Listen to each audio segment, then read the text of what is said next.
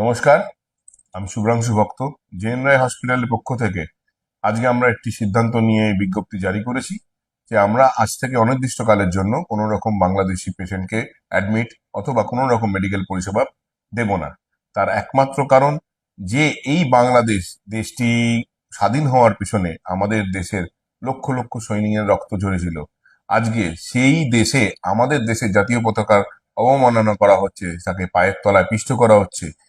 অতএব তাদের সাথে আমাদের এই আর ভাব ভালোবাসা আপাতত দেখানোর কোনো দরকার নেই আপাতত ভবিষ্যতে। এবং আমি এটাও চাইবো যে এই আমাদের এই হসপিটাল ফিল্ডে যারা যারা রয়েছেন সবারই এই সিদ্ধান্ত নেওয়া উচিত। কারণ আর সবার ঊর্ধ্বে কিন্তু আমাদের এই দেশ, আমরা এই দেশেই হাসপাতাল চালাচ্ছি। নিশ্চয়ই এই পরিষেবাটা মানব জাতির জন্য, কিন্তু যেটা বাংলাদেশে হচ্ছে সেটাও মানবিক নয়, অনেকটাই অমানবিক।